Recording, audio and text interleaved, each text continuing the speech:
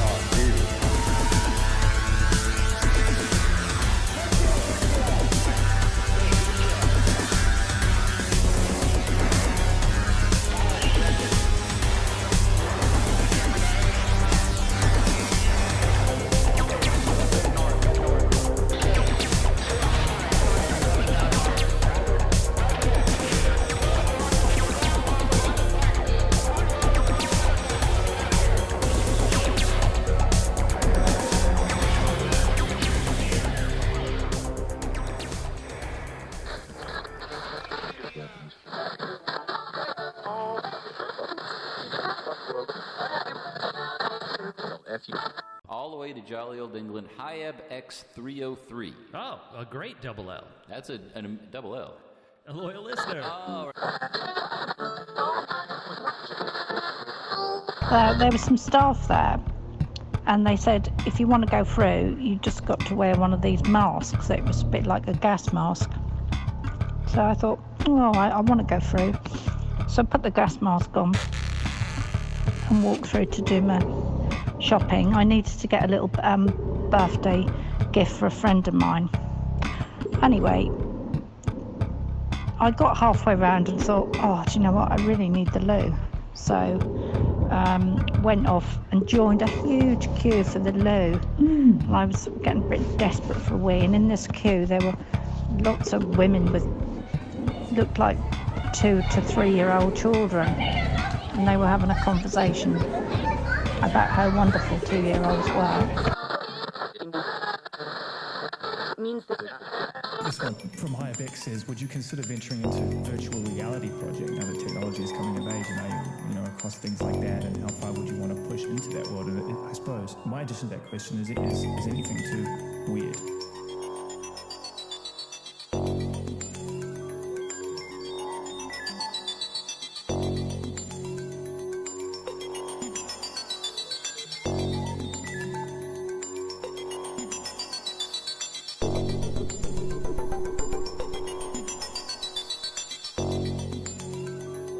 Once upon a time, I had a little bunny rabbit. His name was Teddy.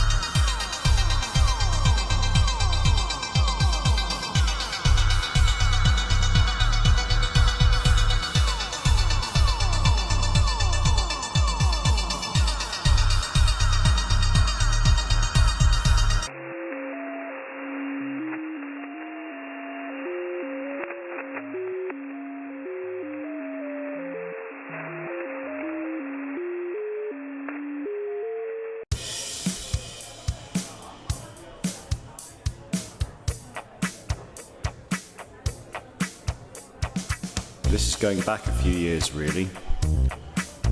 I was in some department store cafe with my wife, having breakfast, coffee, sitting at a little square table opposite each other. Who should come walking into the cafe, I ask you?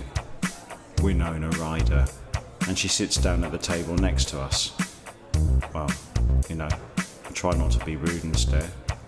Briefly acknowledging that she was there, my wife and I carried on talking. Anyway, my wife, she decides she wants to get up and go to the loo or something, and disappears. So there I am, sitting at my little square table with Winona Ryder sitting on the table next to me. And there's a little bit of eye contact, a little bit of a smile. Next thing I know, we're sitting talking to each other, sitting at the same table, leaning in really close. It's getting very intimate. She's saying things to me. Some dreams are too true to be good. Interested in where I live and who I am. Yeah. What city I come from. Yeah. The tension between us, the sexual tension was palpable. Yeah. Our foreheads were nearly touching. She was whispering to me, Yes, we're together.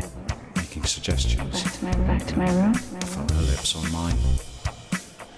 We were just about to start kissing.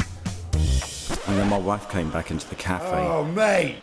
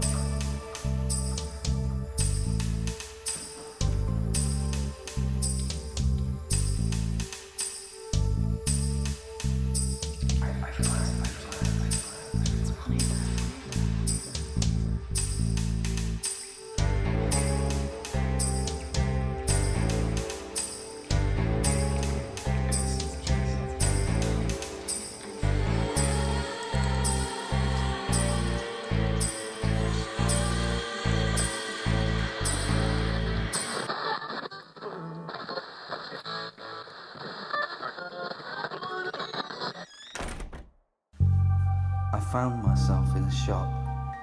It was a Victorian shop with a load of trinkets and all sorts of strange kind of cyberpunk type items. And I remember seeing a skull in a jar. And that jar was telling me that the dead were around. I looked out of the window of the shop. There was no sense of approaching it. I was suddenly just there. And it was enshrouded in mist. Not dense, heavy fog, but a bright, light mist. Somehow I was on top. Like at the top of the mountain, but there were no trees, no grasses, no animal noises. Above the clouds, in this bright mist. And I was standing in a courtyard, and the courtyard was misty, dusty pink. And it was the courtyard to a temple. The temple was made of pink crystal. 023 Yesode 303 101 666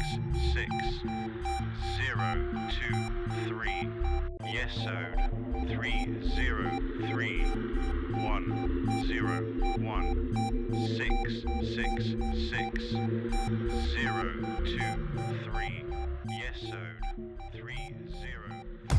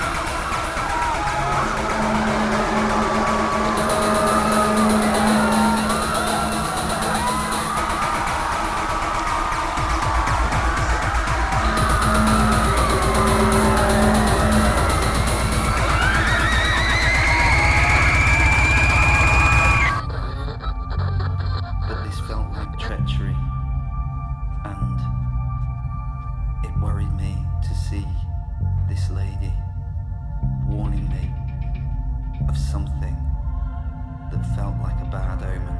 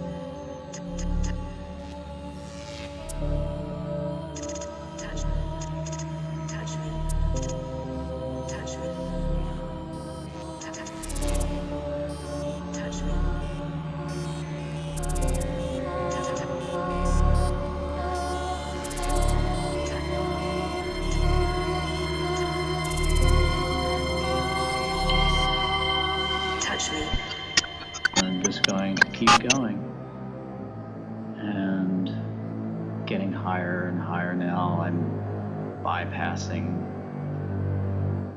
the Earth's atmosphere. I'm getting higher and I'm up beyond the clouds now. And I'm getting very high now. The air is becoming thinner. I'm almost reaching the edge of space, and I think about oxygen. But again, remember that this is another dimension. I don't need oxygen here. And it's very freeing, very empowering, and I just kept going higher and higher, and now I'm in space.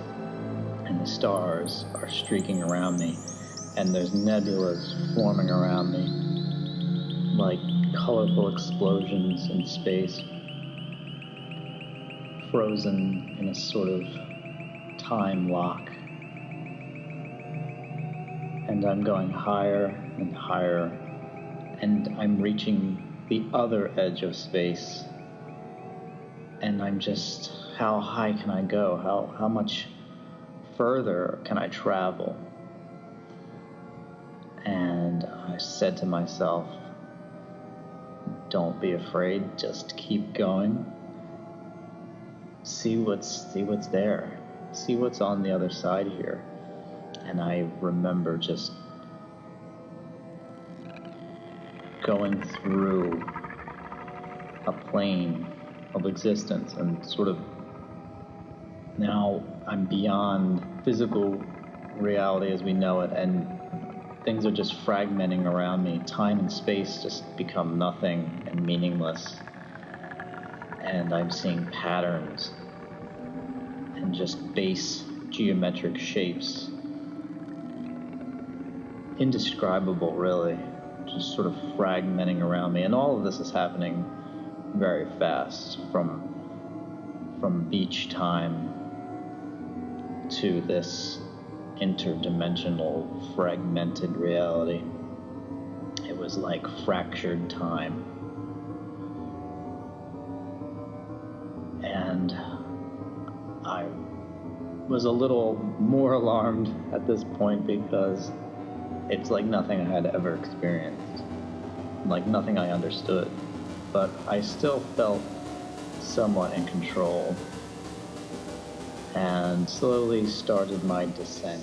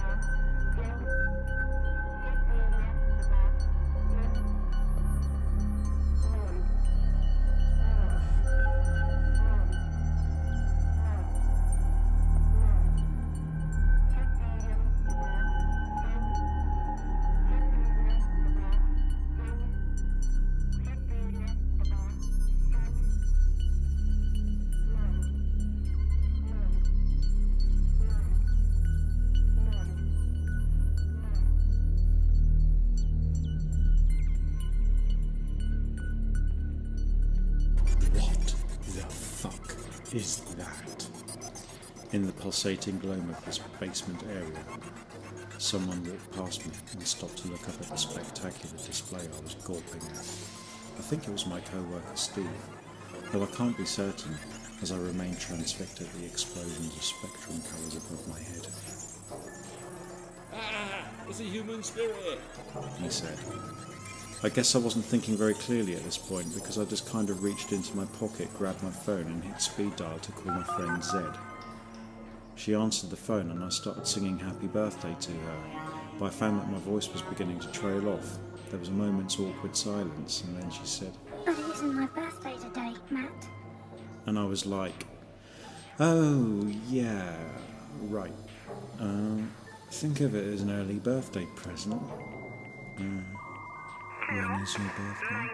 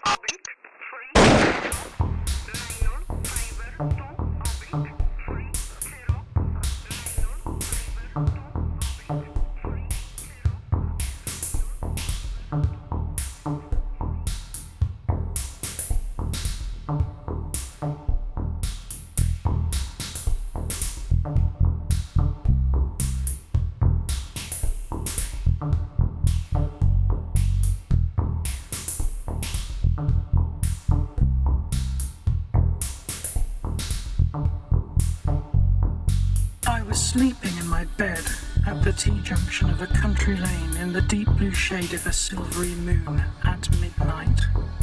Nothing really seemed odd or out of place about this. The door opened at the end of a nearby corridor that was situated somewhere within a hedgerow. The door opening was a glowing rectangle of yellowy light beyond, with the silhouette of my sister as she was when she was about 9 years old. She scampered into my T-junction in a country lane bedroom at midnight and hopped onto the bed with me, climbing on my back and playfully started yelling, "Wake up, Matt! Wake up!" With my face half buried in the pillow, I chose to play dead, feigning utter sleep in the hope that I'd be left to my slumber. No such luck. My mind got out of bed and drifted to the view from my current kitchen window. The view was dark, practically Vanta black. But my gaze acted as if it was a torchlight shining into the garden beyond. The light cast by my focus of attention briefly illuminated several people who were going about their nocturnal business, whatever that was. And because the light of my eyes had shone upon them, they simultaneously paused in their activities and turned their blank-looking faces to look straight back at me. I think one of them was wearing a hospital gown. The more I focused upon them, the more I realised they all seemed like patients from a mental hospital. Why are there dark people in the garden? I thought to nobody in particular. The question provided an icy chill as the people remained motionless with their gazes locked into my own, dead eyes with malicious intent staring right back at me. Somehow my body remained in bed with my impossibly 9-year-old sister still hammering, her hands upon my back and shoulders.